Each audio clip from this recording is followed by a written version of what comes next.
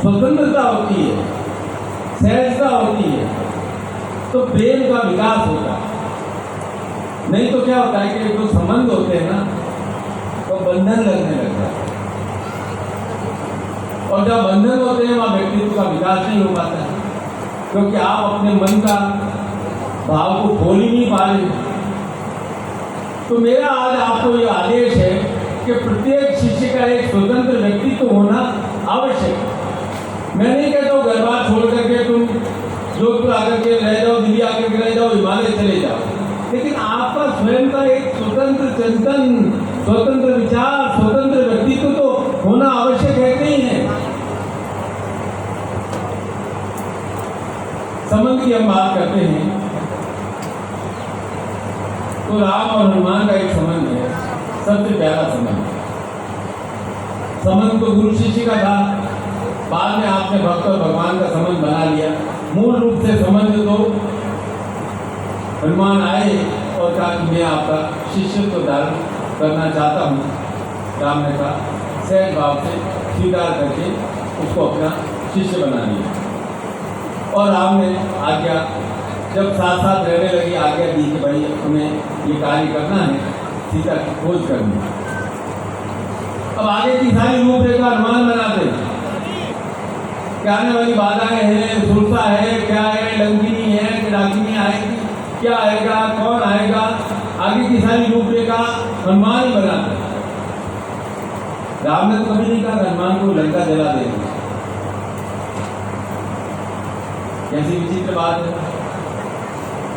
पेड़ भी रावण था, लंका भी रावण था, कपड़ा भी रावण था, और जली किसकी लंका? रावण। तो भाई सारी लंका में हाहाकार था। मंदोदरी थोड़ी समझदार थी, तो रावण को समझाती है कि नाथ बरु कीजिए ताई सोई, बुद्धि सकल बल सती जीतू जाई सो, तुम्हें रघुपति अंतर कैसा, खनुपत्यों दिन कर जैसा। करे नाथ, मैंने नीति वचन सुना है कि बैर उसी से करना चाहिए जिससे बुद्धि और बल से आप जीत सकें। क्या बैर किससे करना चाहिए? जिससे आप बल और बुद्धि से जीत सकें। और उन्होंने कहा कि आप में रघुनाथ जी में कैसा अंतर है, जैसा सूर्य और जुगनू में अंतर है, कहाँ आप उनसे लड़ने के लिए तत्पर हो गए हो, चले गए। रावण को बात समझ में नहीं आई। राम है सूर्य और हनुमान है राम के शिष्य। अब सोचो, जिनका शिष्य इतना महान है, इतना शक्तिशाली है, उसका गुरु कितना महान होगा, कितना शक्तिशाली। जिसका एक शिष्य पूरी लंका को जला सकता है, समाप्त कर सकता है, उसके गुरु के अंदर कितनी अधिक शक्ति होगी। लेकिन गुरु अपनी मर्यादा है, वे शिष्य को स्वतंत्रता प्रदान करते हैं कि देख भाई, तू अपनी बुद्धि के अनुसार कार्य कर। दिन में 4 बार निर्देश नहीं देते, गुरु जी मुझे बुखार आ गया है, क्या लूँ, पैरासिटामोल ले लूँ या एक गोली ले लूँ, मलेरिया का टेस्ट करा दूँ या नहीं करा दूँ, ये कर दूँ या नहीं कर दूँ। गुरु 4 बार निर्देश नहीं देते। गुरु कहते हैं तबीयत ठीक नहीं है, इलाज करें। और गुरु कहते हैं मेरा आशीर्वाद है, क्योंकि गुरु के आशीर्वाद में वह शक्ति होती है। जब शिष्य ये समझ जाता है, तब वो गुरु के आशीर्वाद को सही रूप से समझकर प्रयत्न करता है, उद्योग करता है, क्रियाशील होता है, प्रयत्न करता है, और उसे सफलता अवश्य प्राप्त होती है, जो भी उसने अपने जीवन में मापदंड स्थापित किए। वह अपनी शक्ति का सही उपयोग करता है। अब शक्ति के भी 2 स्वरूप, एक स्वरूप है मृदु स्वरूप और एक है कठोर स्वरूप। नव दुर्गा के जो भी 9 स्वरूप है, मूल रूप से 2 स्वरूपों में है, मृदु और रौद्र। मात्र रूप में शक्ति है मृदु और रौद्र रूप में कठोर।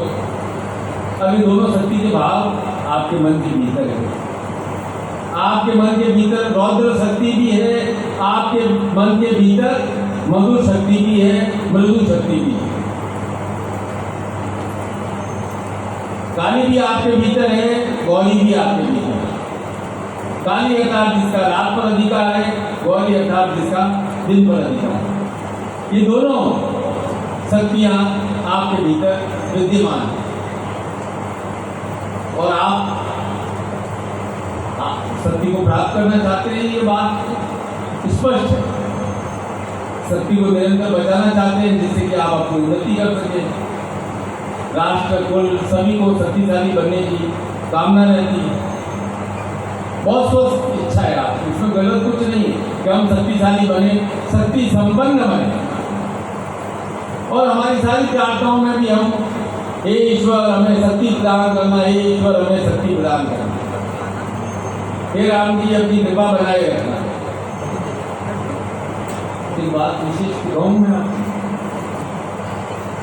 आज तक किसी ने प्रार्थना में कहा है कि राम जी मेरे घर आकर के बस जाना। सब प्रार्थना में कहते हैं राम जी अपनी शक्ति मुझे प्रदान करते, अपना आशीर्वाद मुझे प्रदान करते रहना। शक्ति की प्रार्थना में यही तो कहते हैं आप बार बार। शक्ति की कोई भी प्रार्थना करते हैं, कोई भी श्लोक बोलते हैं, किसी की इच्छा है, क्या है आपके डॉक्यूमेंट्स है, क्या धन प्राप्ति है, क्या सब धनवान बनना चाहते हैं?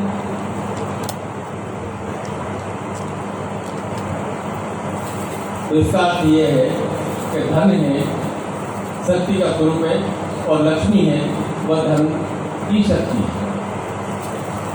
हमारे प्राणों की शक्ति क्या है? श्वास।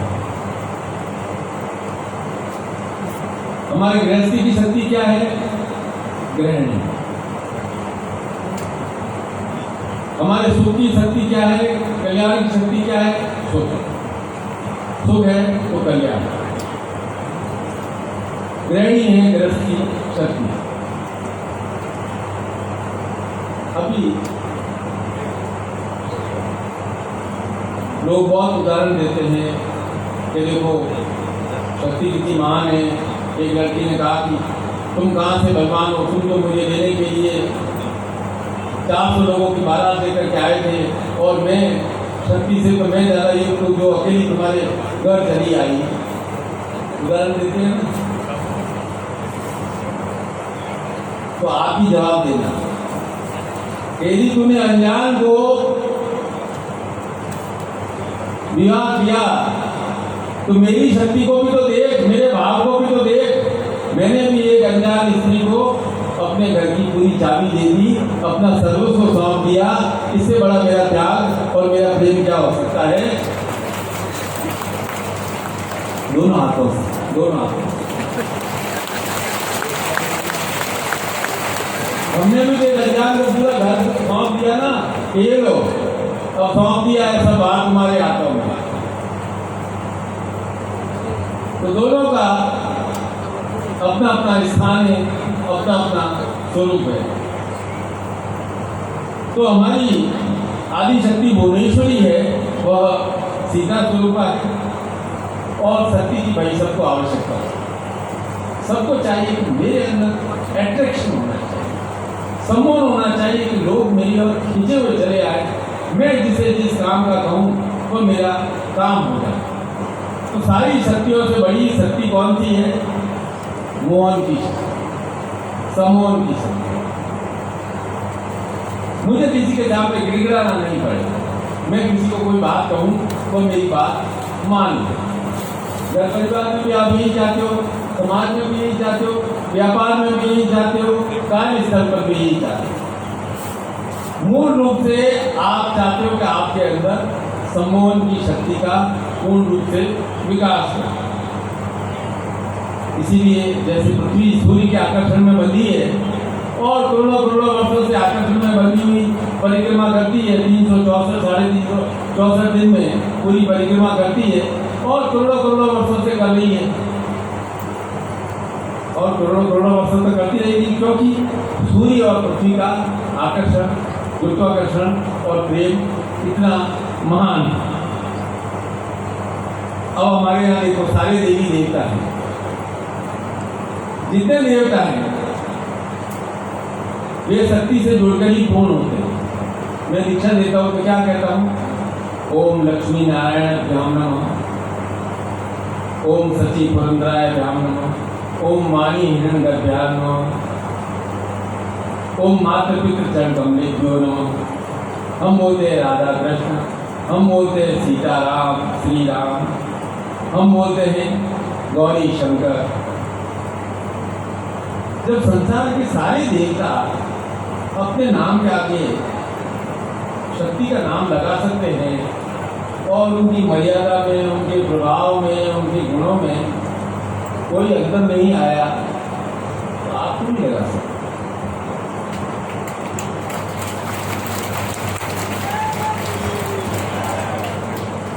देखो स्त्री कितनी महान है, शादी हो जाती है, सपोज प्रतिभा है, गोल्डमन सिंह से शादी हो गई। पहले शादी से पहले पिता का नाम लेती थी, शादी के बाद प्रतिभा गोल्डमन सिंह नाम लेने लग गई। वह उस ईश्वरीय परंपरा का निर्वाह कर रही है कि मेरे साथ जो संसार में जगत में मेरा हाथ पकड़ करके चल रहा है, उसका नाम मेरे साथ सदैव संयुक्त रहना चाहिए। आप में है क्या इतनी हिम्मत कि आप अपनी पत्नी का नाम पहले लिख सकते? है हिम्मत?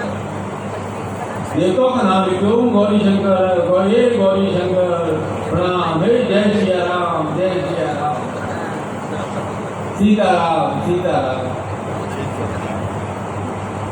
बाधा क्या है इसमें?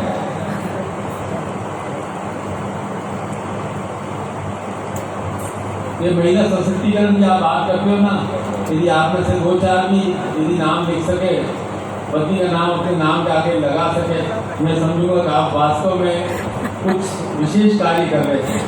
संसार से डरते नहीं हैं आप अपनी पत्नी को वास्तव में सम्मान देते हैं। हो पाएगा क्या? है ना? नहीं हो पाएगा।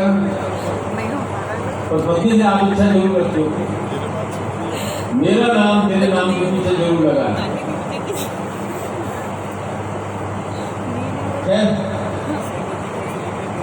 सशक्तिकरण है स्वयं का होना चाहिए। आपकी शक्ति का कभी बिखराव न हो, आपकी शक्ति संगठित रहे, आपकी शक्ति का उचित प्रवाह रहे। एक लकड़ा जंगल में गया, उसकी लकड़ी कुल्हाड़ी की टूट गई, दूसरी लकड़ी चाहिए 3 फुट। उसने पेड़ों से कहा कि भाई एक 3 फुट की लकड़ी दे दो। केवल उस लोहे के से तो टूट नहीं पा रही। एक पेड़ को दे आ रही, गरीब लकड़ आ रहा है, दे देते हैं, दे दी। दूसरे पेड़ों ने मना किया, कह रहे मत कर, पूरे जंगल को काट डालेगा, मत कर, गलत कर रहा है। बोला नहीं दे देते हैं। आगे कहता सब आपको मालूम है कुछ कुल्हाड़ी का क्या उपयोग हुआ। गंभीर बात मैं कह रहा हूं, हम आर्यावर्त की संतान हैं। आज हमें ये विचार करना है कि नहीं करना है कि मुट्ठी पर आक्रांताओं ने हमारी भूमि पर कैसे अधिकार कर लिया, कैसे हमारे मंदिरों को तोड़ दिया, कैसे हमारे धर्म को उन्होंने ध्वस्त करने का प्रयास किया। क्योंकि कुछ लोगों ने उस कुल्हाड़ी से गठबंधन कर लिया था और उसका विनाश का परिणाम पूरे जंगल को भोगना पड़ा। लेकिन हमारा सनातन धर्म इतना सुदृढ़ है कि इतने आक्रांताओं का भी कोई प्रभाव नहीं पड़ा। जो अपने समूह की सलाह नहीं मानता है, अपने संगठन की सलाह नहीं मानता है, वो पूरे समाज के लिए विनाश के द्वार खोल देता है। मुझे गर्व है आप जैसे शिष्यों पर, जो सनातन धर्म का परचम फहराए हुए अपने समाज में क्रियाशील है कि हाँ हम सनातन धर्म है, हमारा धर्म सनातन धर्म है, हमें अपने धर्म पर, अपने देवी देवताओं पर, अपने राम पर, अपने कृष्ण पर, अपने सारे देवताओं पर, हमारे 33 करोड़ सब पे हमें गर्व है। उसका आप प्रत्यक्ष प्रमाण हो। सदगुरुदेव की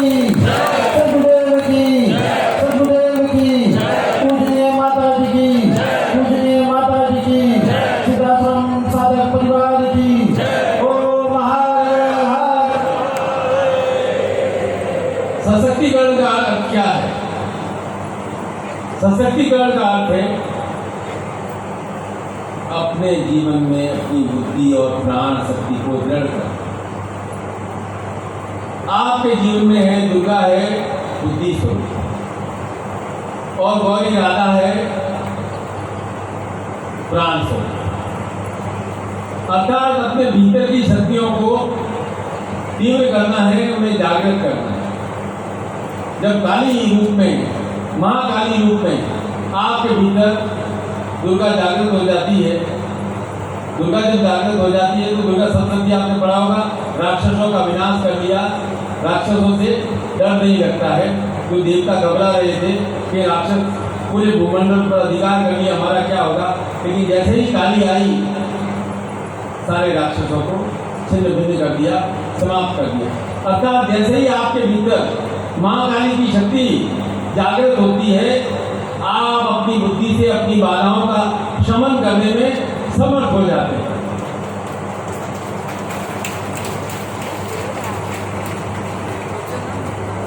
दुर्गा आपके लिए नहीं करेगी, महाकाली आपके लिए नहीं करेगी। महाकाली तो आपके भीतर विद्यमान है।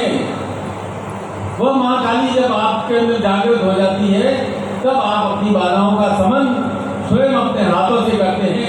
जिस प्रकार गांधी किसने जलाया था? अर्जुन ने, कृष्ण ने नहीं जलाया था। गांधी धनुष चलाया था अर्जुन ने, और उस गांधी धनुष के प्रहार से कौरवों की सेना का नाश किया। तो वो दुर्गा शक्ति आपके भीतर है, वो काली शक्ति आपके भीतर है, रौद्र शक्ति आपके भीतर है। और गौरी राधा अर्थात जीवन का रस, रस के बिना जीवन की कल्पना ही नहीं की जा सकती। वह रस है आपके जीवन का प्राण, और दुर्गा है आपके जीवन की बुद्धि। रस भी चाहिए अर्थात प्राणों का संचालन भी चाहिए, और हम बाधाओं का शमन भी कर सकते हैं। बाधाओं पर विजय आपकी बुद्धि दिलाएगी और कोई नहीं दिला सकता, और प्राणों को सबल आपको गौरी अर्थात राधा से ही मिलेगा। तो गौरी राधा है सम्मोहन का स्वरूप, रस का स्वरूप। अब रस को यदि जीवन से हटा देंगे तो जीवन शुष्क हो जाएगा भाई। रस के बिना हम किस लिए जिएंगे? हम जीवन जी रहे हैं, इसमें रस मिलता है हमें। हम कामनाओं को पूर्ण करने का प्रयास इसलिए करते हैं, हमें रस प्राप्त होता है, कामनाएं पूर्ण होती है। तो मेरे पास लोग आते हैं 35 और 50 साल की उम्र के बीच के लोग आते हैं। 35 वाले पहले वाले लोग तो दिनों रात अपनी प्रोग्रेस के अंदर जुटे रहते हैं। मुझे ये पोजीशन करनी है। 35-40 साल के होते हैं तो उनका व्यापार भी एस्टेब्लिश हो जाता है, जॉब भी थोड़ी एस्टेब्लिश हो जाती है। वो क्या है कि अब जब इस उम्र में पहुंचते हैं 40-45, तो उनका जीवन क्या है कि समतल भूमि पर आ जाता है। अब उन्हें चाहिए कुछ नया। हकीकत में क्या है वो बोर हो चुके होते हैं अपनी जिंदगी से। कहीं यार रोज रोज का यही कार्य। और विद्यार्थी होता है, उसको 5वीं पढ़ रहा होता है, उसको मालूम है मेरे को परीक्षा देनी है, अच्छे मार्क्स लाने हैं, मैं 6ठी में जाऊंगा। 20 साल का होता है, मैं प्रयास करूंगा, ये एग्जाम दूंगा, मुझे जॉब मिलेगी, फिर आगे लगेगा कि ये हो गया, मेरे को ये प्रमोशन मिल जाएगा, ये मैं व्यापार करूंगा, ये संभालूंगा, बाबू जी का व्यापार में संभाला। लेकिन 45 तक आते आते वो जिंदगी की एक समतल भूमि पर आ जाता है। अब जो रसीन साधक है उन्हें चाहिए जीवन में कुछ करने को नया। वो एक्चुअल में हो गए जीवन से बोर, और मेरे पास ज्यादातर साधक वही आते। बाकी यंग साधक आएगा तो देगा उनकी आशीर्वाद दे दो, मैं इस परीक्षा को पास कर लूँ। 40 साल के 45 साल के लोग आते हैं तो थोड़े बोर, क्योंकि उनका जीवन में कोई रूटीन चल रहा होता है, कुछ नया नहीं चल रहा होता। अब वो साधक जिद करता है गुरु जी कुछ साधना हो, वो कभी छुट्टियों में 4 दिन घूम करके आता है, लेकिन जो अंदर से रसीन हो गया है वो बात 4 दिन छुट्टियों में घूम करके आएगा और फोटो अपने दोस्तों में भेज देगा, जान पहचान वालों में, मोबाइल में अपने 50 ग्रुप में सर्कुलेट भी कर देगा, लेकिन अंदर से रस सूख रहा है तो सूख रहा है।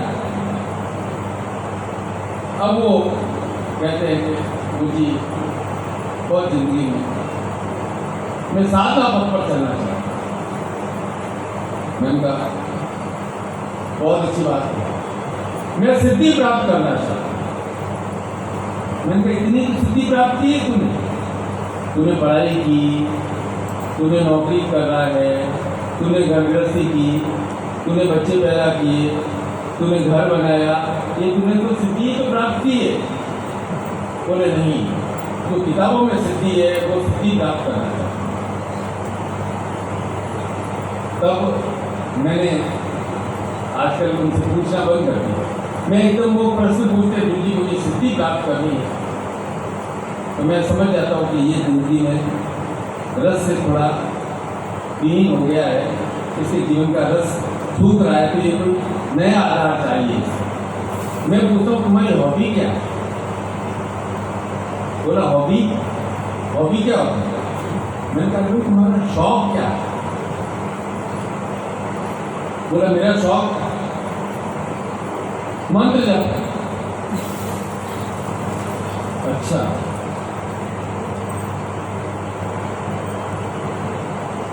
आज मैं गुरु पूर्णिमा के अवसर पर स्पष्ट रूप से कह रहा हूं कि मंत्र जब हॉबी नहीं होती है, मंत्र जब आपका शौक नहीं है, वह मंत्र कैसे फलित होगा?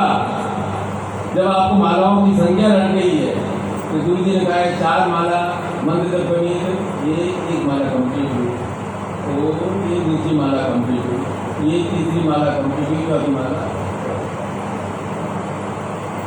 रस के साथ तो की नहीं। माला फेर जो बया फिरार मन का फेर, कर का मन का डाल दे, मन का फेर। अरे भाई मन से फेरो ना, हाथ में माला है, ध्यान जा रहा है कहीं और, मंत्र जब है तो मन से होना चाहिए। इतने आनंद मग्न हो जाए कि आपको समय का ध्यान ही नहीं है। क्या है आपकी हॉबी? क्या है तुम्हारी हॉबी? तुम तो मत बोलो, तुम तो यंग हो, मैं तो 50 साल। हाँ, चश्मा भी हॉबी, आपकी हॉबी क्या है? हॉबी बताओ। खड़े हो गए तो बोलो ना, क्या हॉबी है आपकी?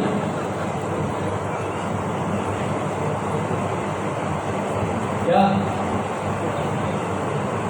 अरे कोई तो शौक होगा, गाने का शौक होगा, कोई म्यूजिक बनाने का शौक होगा, कोई भाषण देने का शौक होगा, कोई लिखने का शौक होगा, कोई पेंटिंग का शौक होगा, कोई गढ़ाई का शौक होगा, कोई तो शौक होगा। कोई तो ऐसा है कि जिसको करते हुए आप मस्त हो जाते हो, भूल जाते हो, है?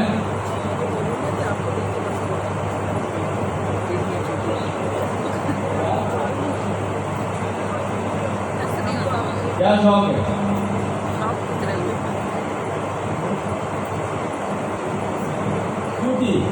ड्यूटी तो करनी पड़ेगी। ड्यूटी के अलावा क्या? ड्यूटी तो सारे संसार के सारे लोग करते हैं, ड्यूटी नहीं, ड्यूटी तो करनी ही पड़ेगी। अरे कर्म तो भगवान, आप नहीं कर्म करना चाहोगे तो भी कर्म तो आपको करवा देगा, आपको खाली तो बैठे नहीं रहने देगा। शौक होना चाहिए जिंदगी में, जिससे जिंदगी में रस आए। शौक क्या है? अब आप सोचो कि आप चाहे 40-50 के हो गए हो गया है, बैठो बैठो।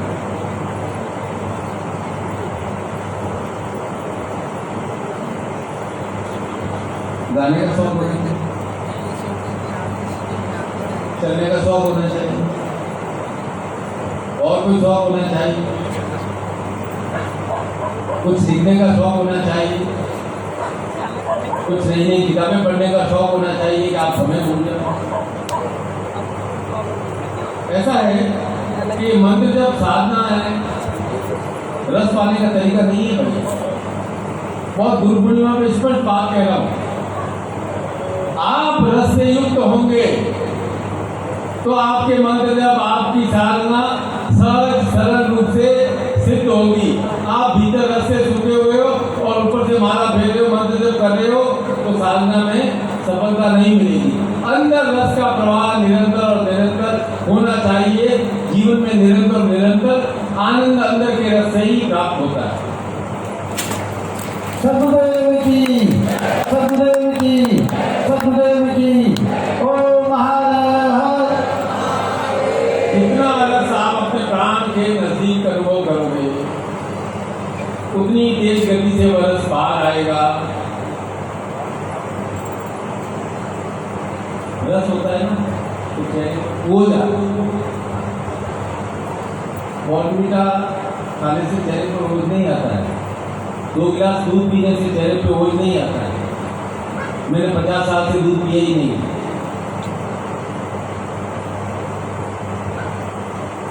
ओझ आता है जब आपके भीतर रस का प्रवाह हो। जब आप भीतर रस से युक्त होंगे, तब कई जगह आपने पढ़ लिया कि प्राण को सुचारू रूप रखने के लिए प्राणायाम करना चाहिए। प्राणायाम पर प्राणायाम योग का कोई श्वास को फूंक फूंक फूंक फूंक करके ऊपर नीचे नहीं चलना है। योग का अर्थ है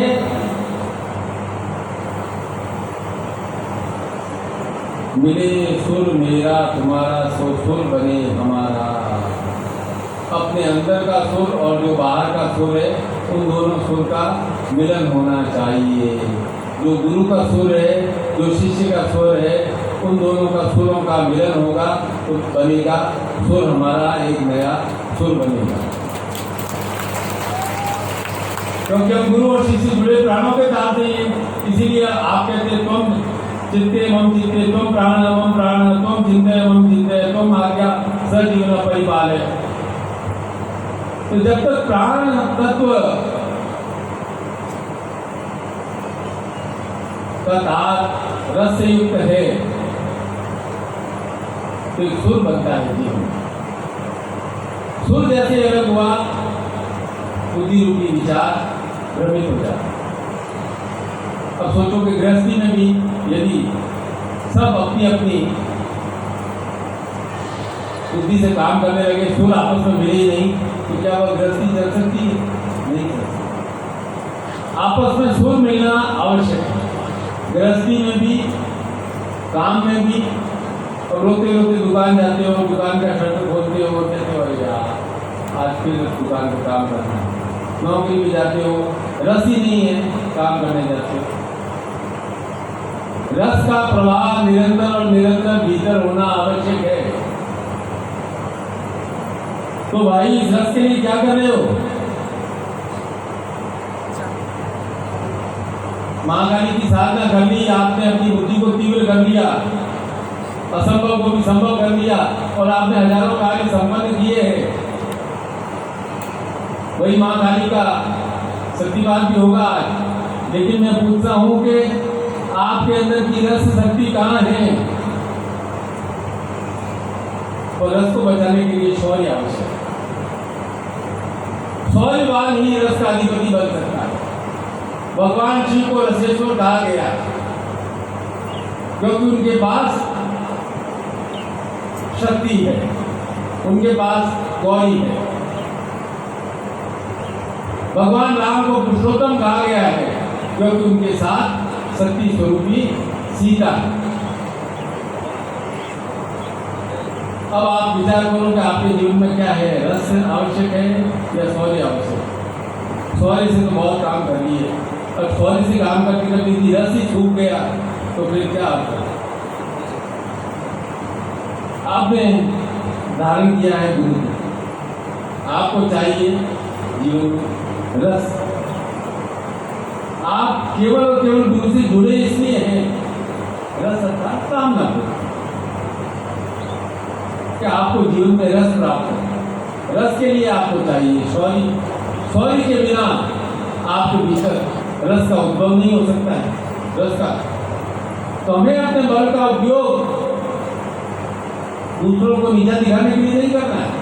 हमें अपने बल का उपयोग करना है कि हम अपने आप में अलमस्त रहें और नित्य नित्य जीवन जीने का हमें आनंद आए। हर सांस आनंदपूर्ण, न कि हर सांस चिंतापूर्ण। चिंता मिटानी है तो बुद्धि को तीव्र करना पड़ेगा, विचारों को ले जाना पड़ेगा। लेकिन यदि रस शक्ति के साथ शौर्य में अभिवृद्धि होगी तो वह शौर्य आपके जीवन का रस का आनंद देगा। अब आप बताओ, गुरु क्यों आए आपके जीवन में? आपके जीवन में गुरु का अवतरण क्यों हुआ है? मैं रहता हूँ जोधपुर, आप रहते हो आजमगढ़, बनारस, बिहार, आसाम, छत्तीसगढ़, झारखंड, अलग अलग जगहों पे रहते हैं। क्यों भाई? गुरु आपके जीवन में अवतरित हुए। आप ऐसा मत सोचते ना कि आप गए और गुरु को आपने धारण कर लिया। गुरु वास्तव में आपके जीवन में अवतरित हुए। शिष्य के जीवन में गुरु अवतरित होते हैं। एक प्रेरणा आती है कि हाँ, मैं उन गुरु को धारण करूं। आपके भीतर प्रेरणा आई, तब आपके जीवन में गुरु अवतरित हुए। तो गुरु शक्ति है आपके जीवन की शौर्य शक्ति। गुरु शक्ति है आपके जीवन की आज्ञाकारी काली शक्ति, जो आपको शौर्य प्रदान करती है, हिम्मत प्रदान करती है, साहस प्रदान करती है, आपको बल प्रदान करती है, आपको प्रेरणा प्रदान करती है। और शिष्य गुरु के पास, गुरु पूर्णिमा में आज स्पष्ट रूप से कहूंगा, शिष्य गुरु के पास शक्ति प्राप्त करने के लिए ही आता है। यह ध्रुव शक्ति। अब शक्ति को जो प्राप्त करना चाहते हैं, गुरु का गुणगान करने तो आए नहीं। आप आए हो मन में कोई कामना जरूर लेके आए हो, कामनाओं की लंबी चौड़ी लिस्ट लेकर के आए हो। मैं तो स्पष्ट तौर से कहता हूं, आपकी लिस्ट है लंबी। अब उस लिस्ट को पूरा करना है, क्या करें? गुरु क्या करें बताओ? आपको मैं गुरु बना दूं तो क्या करोगे आप? अपने शिष्य को शक्ति दोगे, बल दोगे, साहस दोगे, आशीर्वाद दोगे, प्रेरणा दोगे, जिससे उसके भीतर की शक्ति का उद्भव हो सके और उसे पुनः अपने जीवन में रस आ सके। गुरु की शक्ति है आपकी बुद्धि को सात्विक करती है, विशुद्ध करती है। गुरु का जो शिष्य है ना, वो जानता है कि मुझे अपने मस्तिष्क को शांत करना है और सीने में जोश रखना है। चाहे वह 60 साल का हो, चाहे वह 80 साल का हो और वह 40 साल का हो। जिस दिन वह शिष्य जान जाता है कि मेरे गुरु का आदेश है, मुझे मस्तिष्क में शांति रखनी है और सीने में मुझे जोश रखना है, तो उसके सारे कार्य गुरु कृपा से अवश्य पूर्ण होते हैं। ये गुरु का आशीर्वाद है। सदगुरुदेव की, सदगुरुदेव की, सदगुरुदेव की, वंदनीय माता जी की, वंदनीय माता जी की, सिद्धाश्रम साधक परिवार की। ओम महादेव। ऐसा साधक अपने जीवन में सत्य को खोल देते। सत्य क्या है? एक बात नोट कर लेना, मेरे जीवन में सब कुछ है, यह सबसे बड़ा सत्य है, लेकिन हम इस सत्य को मानने को तैयार नहीं होते।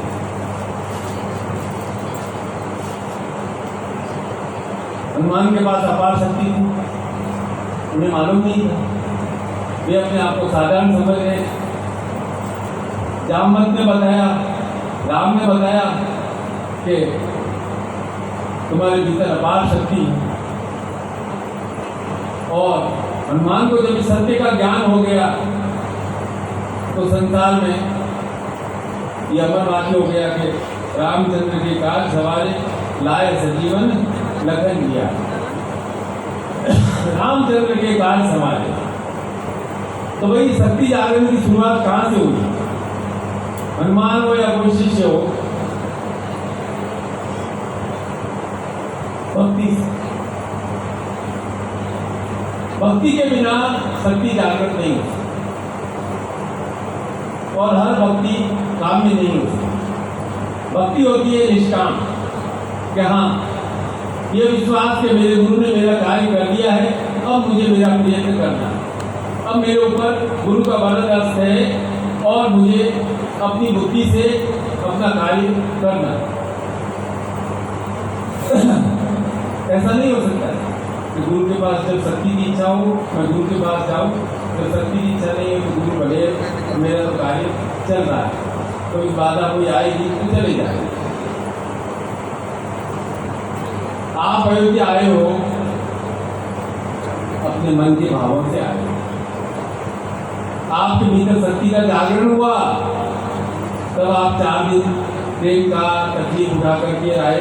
अदरवाइज आज आप अपने घर में बिस्तर में आराम से बैठे बैठे, बालकनी में बैठे बैठे चाय पी रहे होते और बरसात का आनंद ले रहे होते, लेकिन आपके मन में एक भाव का जागरण हुआ।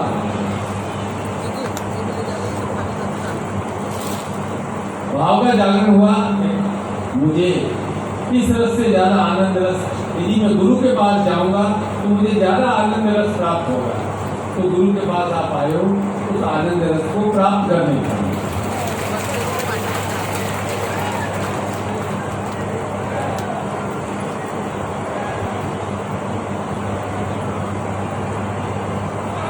अब क्या है कि वेद व्यास जी ने कलयुग के बारे में एक विचित्र बात लिखी कि कलयुग का पहला नियम व्यापार होगा। हर व्यक्ति को कुछ पाने के लिए कुछ देना पड़ेगा। सफलता प्राप्त करनी है, अत्यधिक परिश्रम करना पड़ेगा। परीक्षा में सफलता प्राप्त करनी है तो रातों की नींद को उड़ाना पड़ेगा। घर परिवार में आपको कुछ लोगे तो कुछ मिलेगा। अब आप कितना देते हो, सामने वाले कितना देता है, उसका कोई पैमाना नहीं है। और कलयुग में दूसरा नियम होगा छल कपट। तो भाई छल कपट के इस संसार में व्यक्ति तभी पा सकता है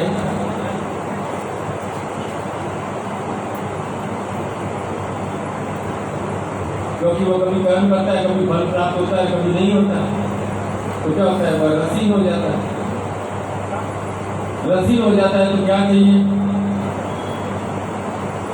छल को माफ करना है इस संसार में, तो अपने कार्य को भक्ति के साथ जोड़ दो। जो भी कार्य करो, जो भी क्रिया करो, पूर्ण भक्ति भाव से करो। यदि पूर्ण भक्ति भाव से क्रिया करोगे तो वह क्रिया अवश्य फलित होगी। आप संसार के सारे छल को मात देने में समर्थ हो जाओगे यदि आप भक्ति भाव पूर्ण क्रिया करोगे, चाहे वह पूजन हो, चाहे वह आह्वान हो, चाहे वह जप हो, चाहे वह आपका व्यापार हो। भक्ति ही संसार का, कलयुग का नियम है जो सारी बाधाओं को पार कर सकता है, आपको शौर्य और सफलता प्रदान कर सकता है। इसीलिए गुरु प्रार्थना में बार बार कहा गया कि गुरु कौन, ज्ञान शक्ति समारूढ़ा तत्वमाला विभूषणे मुक्ति मुक्ति प्रदाते च तस्मै श्री गुरुवे नमः। शिष्य प्रार्थना कर रहा है कि गुरुदेव मुझे इस संसार में मुक्ति भी चाहिए, संसार को मैं जीना चाहता हूँ, भोगना चाहता हूँ, और मुझे मुक्ति भी चाहिए। दोनों बातों के लिए वो गुरु के पास आता है, केवल मुक्ति के लिए नहीं आता है, वह मुक्ति और मुक्ति दोनों के लिए आता है। तो जो साधक भक्ति पूर्वक गुरु के पास आता है उसे चाहिए शक्ति, शक्ति चाहिए। और सार्थक कैसे होता है जीवन, वही जीवन का परम सिद्धांत कि समय किसी की प्रतीक्षा नहीं करता है, कालचक्र निरंतर और निरंतर घूमता रहता है। जो गुरु का शिष्य होता है, भक्ति से युक्त होता है, वह काल के उन क्षणों को, महामृत्युंजय उन क्षणों को जान लेता है, पहचान लेता है और उन क्षणों को पकड़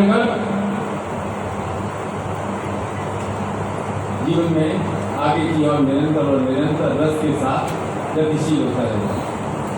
तो जो जो जीवन के सत्य हैं, कहीं क्षण, कहीं कपट है, कहीं द्वेष है, कहीं निद्रा निंदा है, स्वीकार करो, वहां पर अटको मत। अटक गए तो वही जीवन रुक जाएगा।